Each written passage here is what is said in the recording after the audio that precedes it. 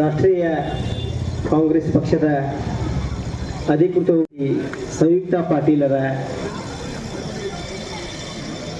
ಪ್ರಚಾರಾರ್ಥ ಏರ್ಪಡಿಸಿದ ಈ ಸಭೆಯ ಘನ ಅಧ್ಯಕ್ಷತೆಯನ್ನು ವಹಿಸಿರುವಂತಹ ನಮ್ಮ ನಿಮ್ಮೆಲ್ಲರ ನೆಚ್ಚಿನ ನಾಯಕರು, ಈ ಮತಕ್ಷೇತ್ರದ ಜನಪ್ರಿಯ ಶಾಸಕರು, ಕರ್ನಾಟಕ ಗಣ ಸರ್ಕಾರದ ಕ್ಯಾಬಿನೆಟ್ ದರ್ಜೆಯ ಲಿಂಗಾಯತ ವೀರಶೈವ ನಿಗಮದ ಅಭಿವೃದ್ಧಿ ನಿಗಮದ ಅಧ್ಯಕ್ಷರು ಆದಂಥ ಸನ್ಮಾನ್ಯ ಶ್ರೀ ಡಾಕ್ಟರ್ ವಿಜಯಾನಂದ ಕಾಶ್ಯಪ್ನವ್ರ ಸಾಹೇಬರು, ಸನ್ಮಾನ್ಯ ಡಾಕ್ಟರ್ ವಿಜಯಾನಂದ ಕಾಶ್ಯಪ್ನವ್ರ ಸಾಹೇಬರ ಕೈಗಳನ್ನೇ ಯಾಕೆ ಬಲಪಡಿಸಬೇಕು?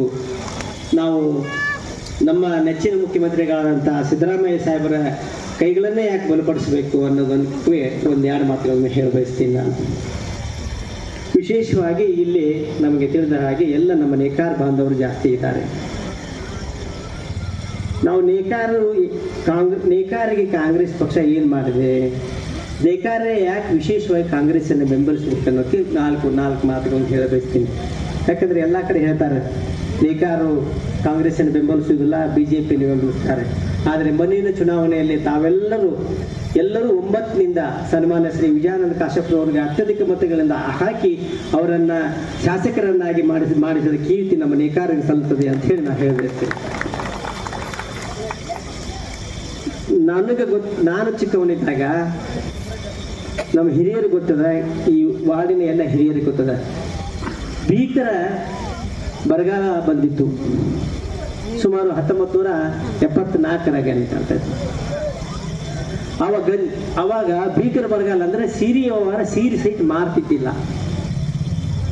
ಆಗಿನ ಕಾಲದಲ್ಲಿ ನೇಕಾರರು ಅತ್ಯಂತ ಕಷ್ಟ ಅನುಭವಿಸಿ ಗೂಳೆ ಇಲ್ಲಿ ಗಂಗಾವತಿ, ಸಿನ್ನೂರು, ಆ ಕಡೆ ಈ ಕಡೆ ಬೇರೆ ಕಡೆ ದುಡಿಯಾಕೆಲ್ಲ ಹೋತು, ಬಹಳ ಕಷ್ಟ ಅನುಭವಿಸಿದ್ರು. ಆಗಿನ ಪ್ರಧಾನಮಂತ್ರಿಗಳಾದಂಥ ಸನ್ಮಾನ್ಯ ದಿವಂಗತ ಶ್ರೀಮತಿ ಇಂದಿರಾ ಗಾಂಧಿಯವರು ದೇಶಕ್ಕೆ, ಅದು ಬಡವರಿಗೆ, ದೀನರಿಗೆ, ದಲಿತರಿಗೆ ಒಂದು ವಿಶೇಷವಾದ 20 ಔಷಧ ಕಾರ್ಯಕ್ರಮವನ್ನು ಜಾರಿಗೆ ತಂದರು. ಆವಾಗ ನಮಗಿರೋರು ನಮ್ಮ ಧೀಮಂತ ಮುಖ್ಯಮಂತ್ರಿಗಳು ದಿವಂಗತ ದೇವರಾಜ ಅರಸರು, ಅವ್ರಿಗೂ ಅಷ್ಟೇ ಹಿಂದುಳಿದವರ ಬಗ್ಗೆ, ನೇಕಾರರ ಬಗ್ಗೆ, ದೀನರ ಬಗ್ಗೆ, ದಲಿತರ ಬಗ್ಗೆ, ಅಲ್ಪಸಂಖ್ಯಾತರ ಬಗ್ಗೆ ಅವ್ರಿಗೂ ವಿಶೇಷ ಕಾಳಜಿ. ಅವರು ರಾಜ್ಯದಲ್ಲಿ ಒಂದು ಕ್ರಾಂತಿಯನ್ನೇ ಮಾಡಿದರು. ಉಳುವವನೇ ಹೊಲದೊಡೆಯ, ಹಲವಾರು ಈಗ 20 ವರ್ಷಗಳಲ್ಲಿ ಹಲವಾರು ಕಾರ್ಯಕ್ರಮಗಳು ಬಂದು, ಅದರಲ್ಲಿ ಒಂದು ನೇಕಾರರಿಗೋಸ್ಕರ ಒಂದು ಕಾರ್ಯಕ್ರಮ KHDCಯನ್ನು ಪ್ರಾರಂಭ ಮಾಡಿದರು. ಅದು ನಮ್ಮ ಕಾಂಗ್ರೆಸ್ ಪಕ್ಷದ ಒಂದು ಕಾರ್ಯಕ್ರಮ. ಮೊದಲಿಗೆ KHDC ಕಾರ್ಯಕ್ರಮ ಪ್ರಾರಂಭ ಮಾಡಿದ್ರಿಂದ ಅಲ್ಲೇ ನೇಕಾರರಿಗೆ ಮಗ್ಗಗಳನ್ನು ಕೊಡಲಾಯಿತು, ಅವರಿಗೆ ಉದ್ಯೋಗವನ್ನು ಕೊಡಲಾಯಿತು, ಅತ್ಯಧಿಕ ದರಗಳನ್ನು ಕೊಡಲಾಯಿತು.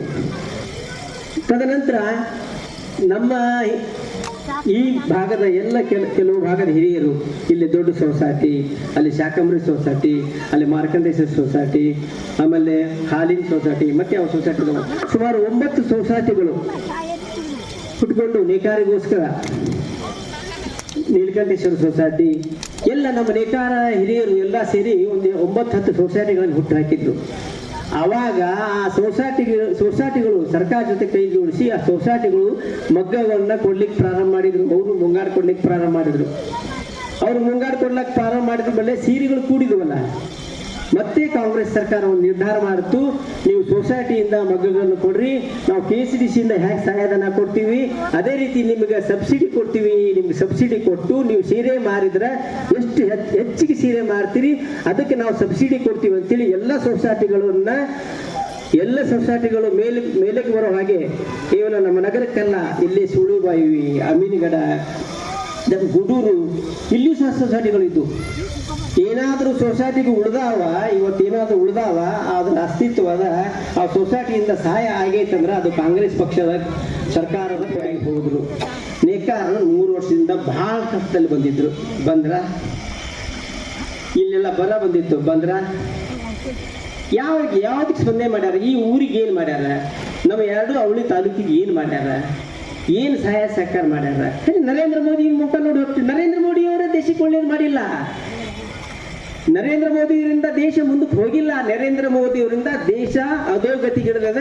ಮತ್ತೆ ನಿಮಗೆ ಹೇಳ್ತೀನಿ, ಯಾವ ದೇಶದಲ್ಲಿ ಗಲಭೆ ಹೆಚ್ಚಾಗ್ತಾವ, ಯಾವ ದೇಶದಲ್ಲಿ ಮತೀಯ ಭಾವನೆಯಿಂದ, ಈಗ ನೋಡ್ರಿ ಪಾಕಿಸ್ತಾನ ಪಕ್ಕದ ದೇಶ ಐತೆ, ಅಶಾಂತಿಯಿಂದ ಕೂಡೈತೆ.